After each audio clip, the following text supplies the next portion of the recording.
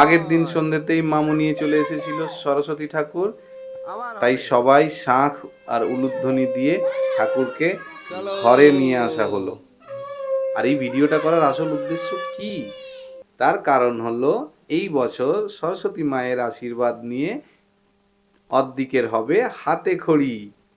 মামু সরস্বতী ঠাকুর নিয়ে আসতেই টিটো একদম ঠাকুর নিয়ে ব্যস্ত হয়ে পড়েছে। হাতটা কেমন করে আছে দেখিয়ে দাও। হ্যাঁ এই রকম নমো করে দাও। নমো তুলেছিস এটা প্যাক প্যাক, ছোট্ট প্যাক, বেবি প্যাক প্যাক।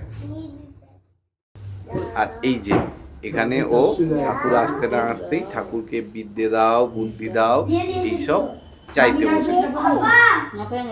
ঠাকুর বসানোর পর অর্ধেকের মানি সুন্দর করে আলপনা এঁকে দিল, কারণ পুজো খুব সকাল সকাল হবে, তখন সকালে আর টাইম পাওয়া যাবে না, তাই রাত্রিতেই একদম সাজানো গোছানো পরিপাটি কাজ করে গুছিয়ে রেখে দিতে হবে।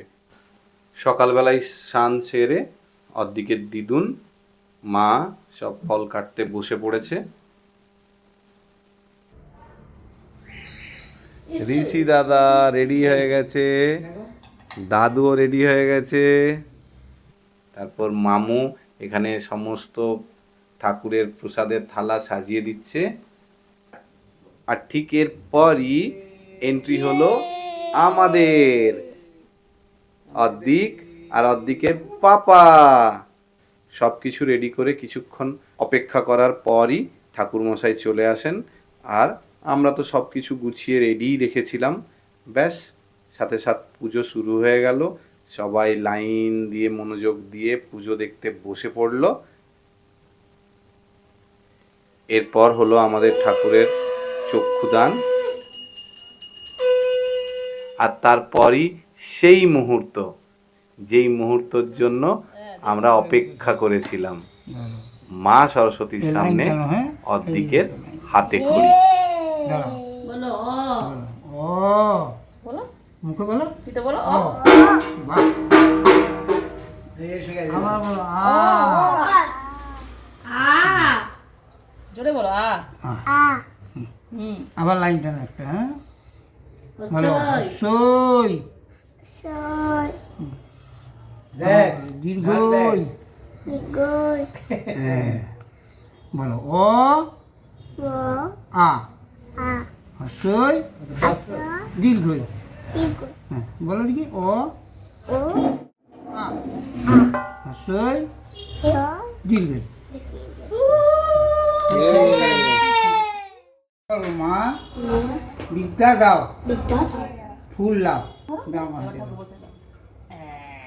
প্রণাম করো, নম করো, নম করো, আগে নম করো, নম করো, একবার নম করো, আগে নম করো, নম করো। বাবা বাবা বাবা, এই সরস্বতী পূজা উপলক্ষে ঋষি ভাইয়ের স্পেশাল ঢাক চলে এসেছে।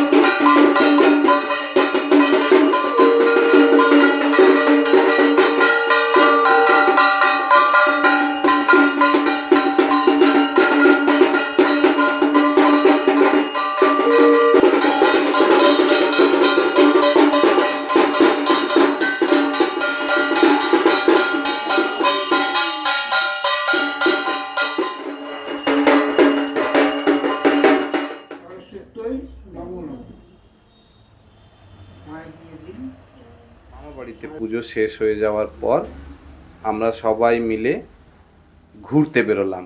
আর প্রথম ডেস্টিনেশন কোথায়, প্রথম সরস্বতী পুজো দেখতে আমরা বেরিয়ে এলাম মানে আমাদের বিদ্যাসাগর শিশু নিকেতন স্কুলে, যেখানে অর্ধেকের দাদা ঋষি দাদা পড়ে।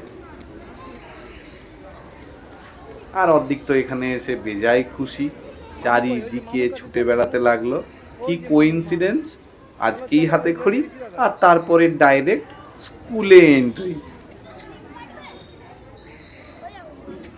ব্যাস, স্কুলে এসে এত আনন্দ পেল, ঋষি দাদার সাথে হাত ধরে ঋষি দাদার সাথে স্কুলের প্লেগ্রাউন্ডের দিকে অর্ধেক দৌড়তে শুরু করলো।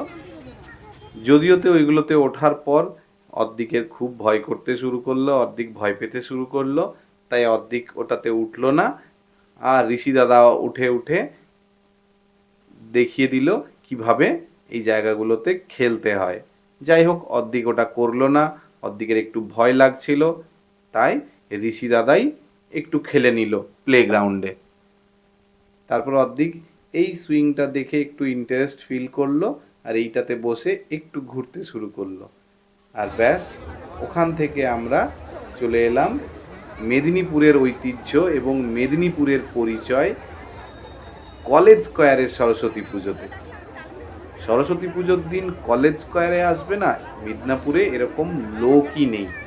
আর কলেজ স্কোয়ার যাওয়া মানে আমার পুরনো স্কুল মেদিনীপুর কলগেট স্কুলে ঢুকবো না, এটা হতেই পারে না। তাই অর্ধেককে নিয়ে আমরা ঢুকে গেলাম মেদিনীপুর কলগেট স্কুলে। স্কুলের ভেতরে কিছুক্ষণ টাইম কাটিয়ে ঠাকুর দেখে বাড়ি ফিরে চলে এলাম। ভিডিওটা কেমন লাগলো সবাই অবশ্যই জানাবেন, আর সবাইকে সরস্বতী পুজোর অনেক অনেক শুভেচ্ছা।